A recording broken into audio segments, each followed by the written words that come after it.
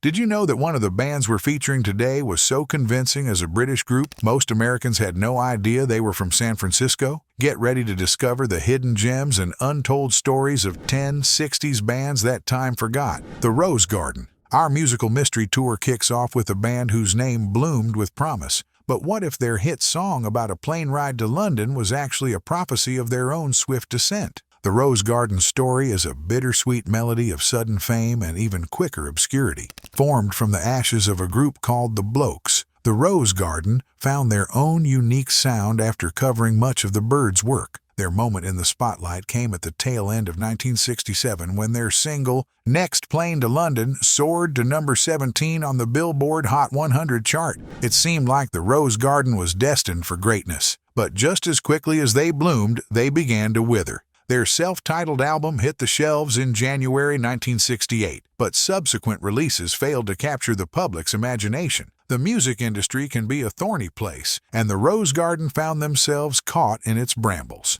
Behind the scenes, the band was facing challenges that would ultimately lead to their downfall. Internal conflicts began to tear at the fabric of the group, creating discord where harmony once reigned. As if that wasn't enough, the military draft came knocking, affecting 2 of the band's members. By the end of 1968, barely a year after their big hit, the Rose Garden had wilted away. The Crazy World of Arthur Brown. From grounded dreams to scorching success, the 60s music scene was full of extremes. But what happens when a band's act is so hot, it becomes a liability? Enter the crazy world of Arthur Brown, whose fiery performances were both their claim to fame and their downfall. Picture this. A man with a flaming helmet belting out psychedelic rock tunes while the crowd watches in awe and trepidation. That was the spectacle of the Crazy World of Arthur Brown, a band that took theatrical rock to new heights and temperatures. Formed in 1967, they quickly became known for their outrageous stage presence and mind-bending music. At the heart of their act was Arthur Brown himself, dubbed the God of Hellfire, thanks to the opening line of their smash hit, Fire. This song wasn't just hot, it was scorching. It sold over 1 million copies, earning a gold disc and reaching number 1 in the UK and number 2 on the US Billboard Hot 100. Talk about lighting up the charts. Their self-titled album followed suit, climbing to number 2 in the UK and number 7 in the US. The Crazy World of Arthur Brown was sharing stages with legends like The Who, Jimi Hendrix, and The Doors. They were right there in the thick of the psychedelic rock revolution, their extreme face paint and fiery antics leaving an indelible mark on rock history. The Beau Brummels. While some bands fizzled out from the heat of their own spectacle, others faced a different kind of identity crisis. Ever heard of an American band that fooled everyone into thinking they were British? The Beau Brummels did just that, and their story is as intriguing as their music. Hailing from San Francisco, the Beau Brummels emerged as one of the first American responses to the British invasion. Their sound, a unique blend of folk rock elements, quickly captured audiences' attention with hits like Laugh Laugh and Just a Little. But here's the kicker. Many listeners mistook them for a British band. This case of musical mistaken identity wasn't just a quirky footnote in their history, it actually played a significant role in shaping their career. The band's British-sounding name and their melodic sophistication, which resonated with the folk rock movement of the 1960s, only added to the confusion. Behind the scenes, the Beau Brummels had some impressive connections. Their early singles were produced by none other than Sylvester Stewart, who would later become famous as Sly Stone. This collaboration hints at the band's place in the evolving music scene of the time. Classics 4. As the Beau Brummels faded from the spotlight, another group was busy pioneering a sound that would shape music for decades to come.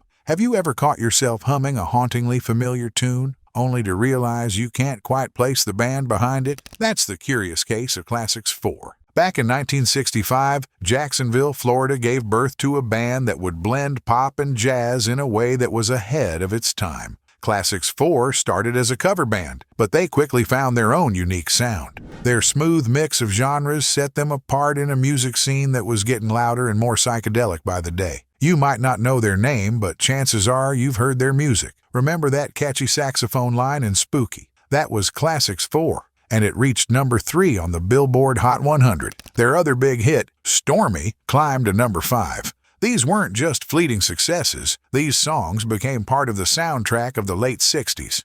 At the heart of Classic 4's appeal was the distinctive voice of Dennis Yost. His vocals gave the band a sound that was both familiar and fresh, helping them stand out in a crowded music scene. But as the 60s drew to a close, the musical landscape was shifting. Rock and psychedelic sounds were taking over, and Classic 4's softer style began to lose its grip on the charts. The Buckinghams. While genre blending opened doors for some, others found themselves boxed in by expectations. Imagine topping the charts with your first hit, only to discover your band's name might be holding you back. This was the reality for the Buckinghams, a group whose story reveals the fickle nature of fame in the 1960s music scene. The Buckinghams burst onto the scene in 1965, winning a Battle of the Bands contest on a Chicago TV show called All Time Hits. This victory landed them a 14-week gig on the show, catapulting them into the spotlight. But here's where things get interesting. Due to the British invasion sweeping the nation, the band was encouraged to adopt a more British-sounding name.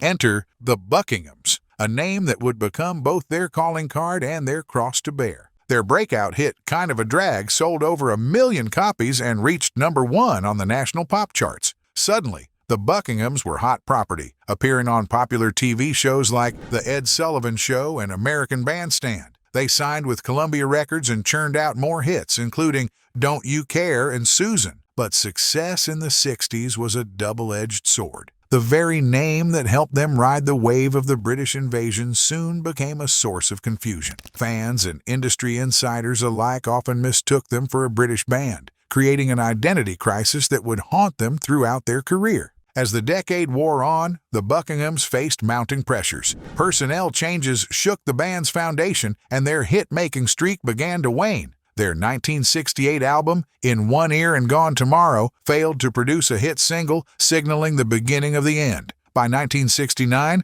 the band had called it quits, their rapid rise and fall mirroring the tumultuous decade that birthed them. The Flying Machine. Ever wonder how a band could go from selling over 1 million records to disappearing completely in just a few months? The story of the Flying Machine reveals the cruel twists of fate in the music industry, where one-hit wonder isn't just a label, it's a harsh reality. Back in 1969, the Flying Machine soared to the top of the charts with their bubblegum pop hit, Smile a Little Smile for Me. This catchy tune captured the hearts of listeners across America, peaking at #5 on the Billboard Hot 100 and #6 on the Adult Contemporary chart. It was the kind of success most bands only dream of, with over 1 million copies sold and a gold disc from the RIAA by December of that year. But here's where things took an unexpected turn. Despite their initial triumph, the Flying Machine struggled to keep their career airborne. Their follow-up single, a cover of Baby Make It Soon, managed to achieve some chart success, but it was nothing compared to their debut hit. And then came the real stumbling block. Their final single, The Devil Has Possession of Your Mind, failed to chart at all. It's a stark reminder of the intense pressure 60s bands faced to create that elusive follow-up hit. 1 minute, you're on top of the world, your song blasting from car radios and jukeboxes across the country. The next, you're scrambling to recapture that lightning in a bottle, watching as your musical legacy slips through your fingers. The Left Bank. While some bands crumbled under the pressure to produce more hits, others found themselves torn apart by the very elements that made them unique. Enter the Left Bank, a group whose innovative sound became both their greatest asset and their ultimate undoing. Formed in New York City in 1965, the Left Bank pioneered a distinctive Baroque pop style that set them apart from their contemporaries. Their unique blend of classical elements with pop music caught the attention of listeners and critics alike. In late 1966, their hit Walk Away Renee climbed to #5 on the Billboard pop charts, showcasing their melodic orchestral arrangements and expressive vocals. The following year, they struck gold again with Pretty Ballerina, which peaked at #15. The Left Bank's music was characterized by elegant and melodic orchestral arrangements complete with lush strings. This innovative approach to pop music helped them carve out a niche in the crowded 1960s music scene. But as is often the case in the world of rock and roll, success came with its own set of challenges. Despite their initial triumph, the left bank soon faced internal conflicts that would ultimately lead to their downfall. Poor management added fuel to the fire, and by 1969, the band had called it quits. It's a stark reminder of how quickly fortunes can change in the music industry, even for the most talented and innovative groups, the Fortunes. As the left bank's star dimmed across the Atlantic, a British band was grappling with their own taste of fame. Remember the Fortunes? Their story proves that sometimes your greatest triumph can lead to your biggest challenge. Back in 1965, the Fortunes hit the jackpot with their smash single, "You've Got Your Troubles." This catchy tune wasn't just a local sensation, it broke into the top 10 charts in the US, Canada, and the UK. In fact, it soared to number 2 on the UK singles chart and even nabbed the top spot in Canada. Talk about a dream come true for any up-and-coming band. But here's where things get tricky. After such a spectacular debut, the Fortunes faced the daunting task of keeping up the momentum. Their follow-up singles like Here It Comes Again and This Golden Ring did well enough, but they just couldn't match the magic of their first hit. It's like trying to catch lightning in a bottle twice. Not an easy feat. The pressure to live up to their initial success started to take its toll. In 1966, band member Glenn Dale decided to call it quits, and Shel McRae stepped in to fill his shoes. This shakeup marked a turning point for the Fortunes, and not necessarily for the better. Their subsequent releases struggled to make the same impact as You've Got Your Troubles.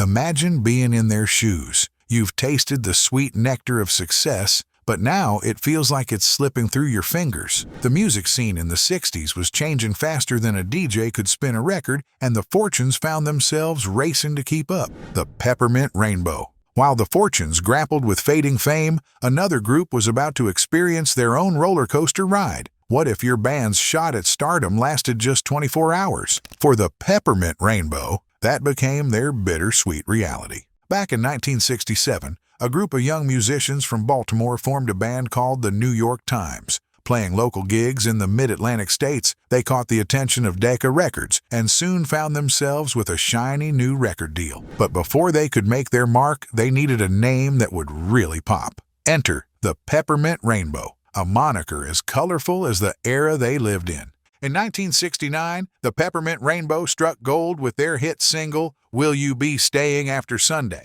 The song climbed the charts, reaching number 4 on KHJ and spending an impressive 14 weeks on the U.S. Billboard Hot 100. It peaked at number 32 on May 3, 1969, and even cracked the top 20 in Canada. With over 1 million copies sold, the band earned themselves a coveted gold disc. But here's where things get tricky. After the success of Will You Be Staying After Sunday, the Peppermint Rainbow found themselves in a familiar 60s predicament: how to follow up a hit. Despite their best efforts, subsequent releases failed to capture the same magic. It was as if their entire career hinged on that one Sunday. The Box Tops. While some bands struggled to maintain their initial success, others left an indelible mark on the music scene.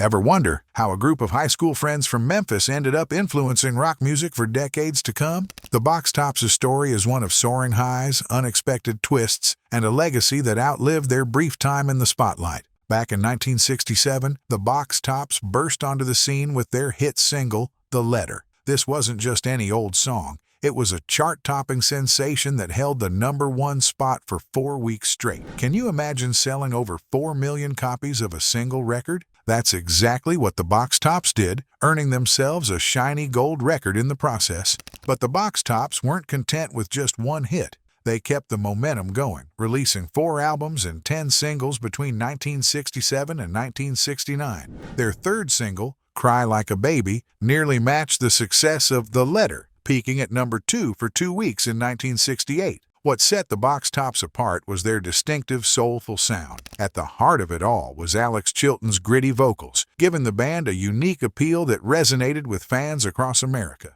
Their music was a perfect blend of rock and soul, capturing the essence of the Memphis sound. However, as with many bands of the era, success came with its own set of challenges. Despite their initial triumphs, the Box Tops couldn't keep the magic going forever. By the end of the 60s, the band had disbanded, leaving fans wondering what could have been. But that wasn't the end of the story for Alex Chilton. He went on to pursue a solo career and later gained acclaim with his work in the band Big Star during the 1970s. Meanwhile, The letter continued to influence rock music long after the box tops had faded from the spotlight.